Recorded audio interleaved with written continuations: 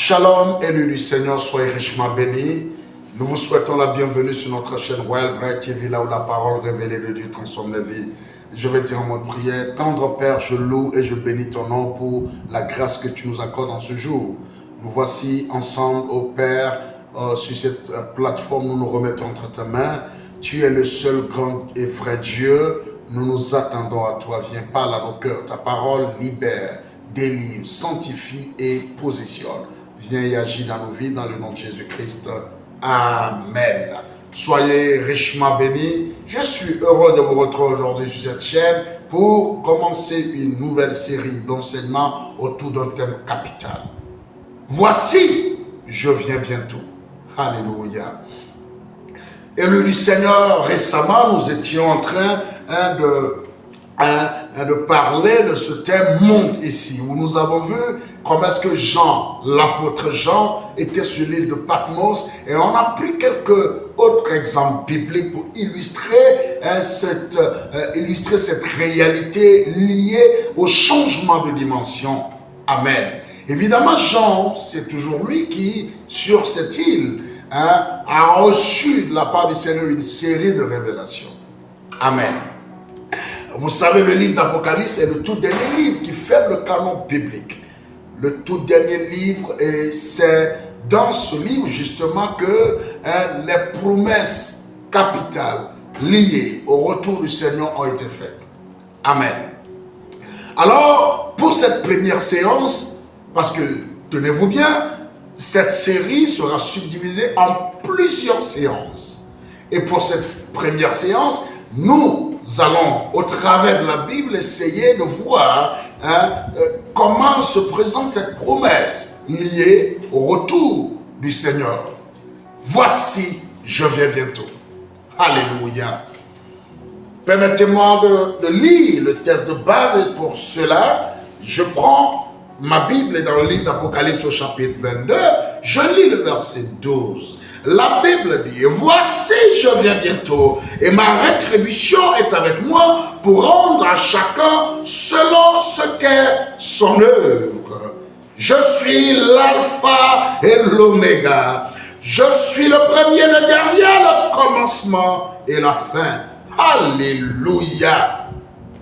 Frères et sœurs dans le Seigneur, ce livre d'Apocalypse, encore appelé livre de révélation, ce n'est pas révélation de Jean, de l'apôtre Jean, mais c'est révélation de Jésus-Christ transmise à Jean. Amen. Et le Seigneur Jésus-Christ, c'est lui qui parle justement ici dans Apocalypse 22. Amen. Et il termine la révélation en insistant sur cette promesse clé. Et ceci est répété 3 fois dans ce chapitre 22. Nous pouvons aller au verset 7 d'Apocalypse 22. Là, il est écrit: et voici, je viens bientôt. Heureux celui qui garde les paroles de la prophétie de ce livre. Amen. Donc, c'est la première fois dans ce chapitre où il a parlé, il a annoncé son retour. Et le verset 12, même chose, nous venons de le lire. Et si nous remontons, nous continuons jusqu'au verset 20. L'avant-dernier verset de toute la Bible. La Bible dit ceci: celui qui atteste ces choses dit: oui, je viens bientôt. Amen. Viens, Seigneur Jésus. Alléluia.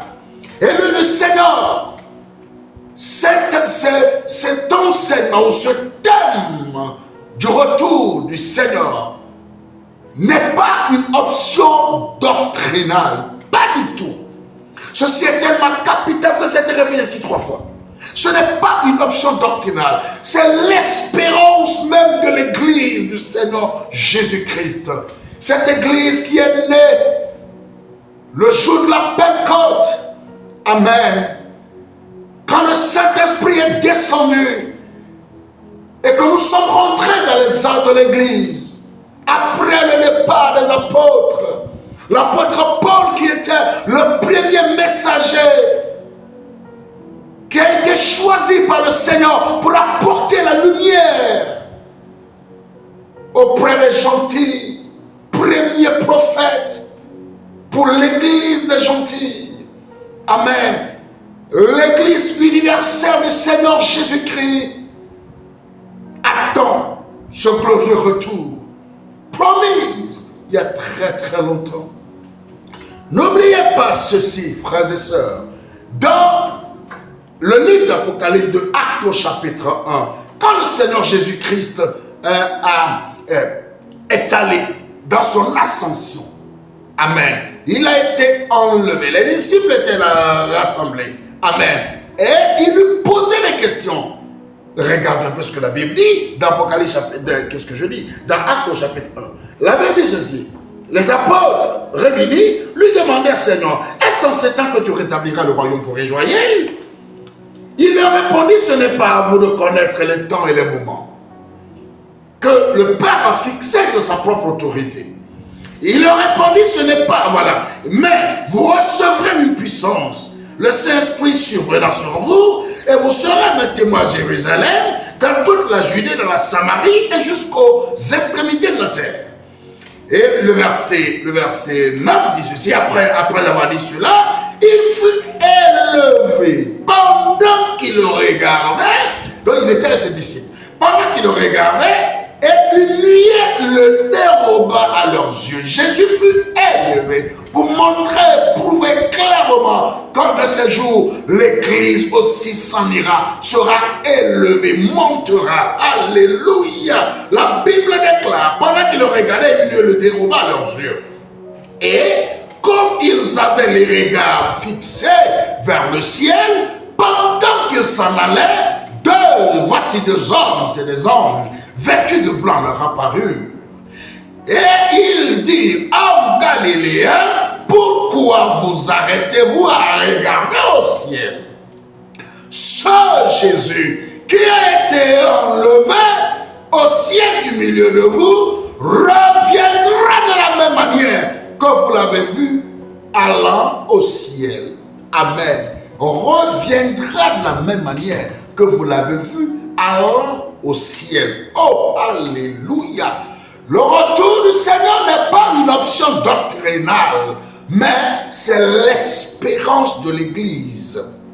Alléluia. Et vous savez, l'histoire de l'Église même est un parcours vers ce moment glorieux qui est la venue du Seigneur. L'histoire, toute l'histoire de l'Église, c'est juste un parcours vers ce point. Amen. Tout ce que nous attendons. Amen. Tout comme la Bible nous l'a illustré dans Matthieu chapitre 25 en parlant de vierge. Nous allons revenir là-dessus en détail. La Bible dit l'époux. L'époux s'est préparé pour aller avec l'époux. Amen. Et l'époux est arrivé. Mais ce n'était pas tous qui étaient partis. La promesse, ce n'est pas pour le monde entier. Mais c'est pour l'épouse choisie. Et lui dit, Seigneur, j'aimerais attirer votre attention par rapport à ceci. La venue du Seigneur, le retour du Seigneur pour prendre son épouse, ne sera pas perçu par tous de la même manière. Pour l'Église, ça sera un merveilleux, glorieux temps de consolation, de récompense, l'enlèvement béni, l'espérance de tous les saints, de tous les âges. Alléluia. Pour le monde, ça sera terrible. Et là, les jugements, la tribulation, et ça sera une séparation définitive. Ça sera terrible pour le monde. Alléluia. Et c'est pour cela que le Seigneur a mis sur notre cœur de démarrer cette série d'enseignements. Et ceci nous amènera à regarder de près les prophéties bibliques, tout ce qui concerne les signes. Amen. De sa venue. Nous resterons dans les Saintes Écritures. Parce que peu importe nos différentes orientations et courants religieux doctrinaux, nous savons que pour les chrétiens, la Bible demeure le repère absolu. Nous allons essayer de rentrer dans les Saintes Écritures pour voir tout ce que le Seigneur a dit lui-même et tout ce que la Bible a dit concernant les signes liés à sa venue. Le temps dans lequel nous sommes l'âge de Laodicée, cet âge final dans lequel nous sommes, nous allons essayer de l'étudier un tout petit peu. Amen. Et découvrir également quelques paramètres prophétiques clés liés au retour du Seigneur. Alléluia. Oh, et nous allons conclure avec cette espérance glorieuse. L'esprit et l'épouse qui disent, viens, oui, je vais bientôt.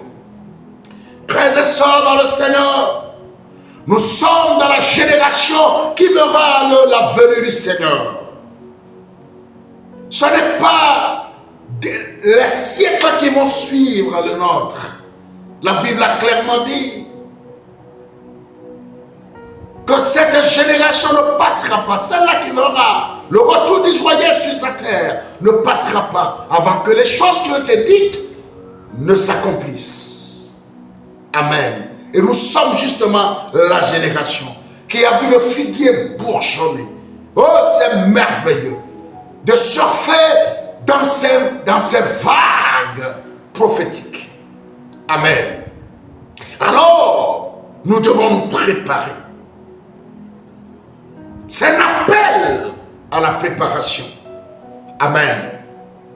Et par la grâce de Dieu, dans cette série, nous allons ensemble approfondir la parole et voir un peu ce que le message du temps de la fin a dit concernant ces temps dans lesquels nous sommes.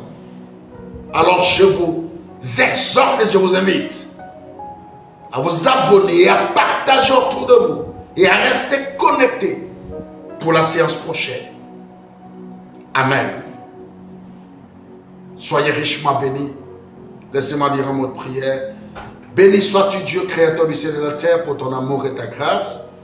Éternel Dieu, merci, merci et merci encore pour ce moment. Jéhovah Dieu, nous nous remettons entre tes mains. Bénis le cœur de tous tes enfants et réveille notre conscience par rapport à ton retour imminent. Sois élevé au nom de Jésus-Christ. Amen.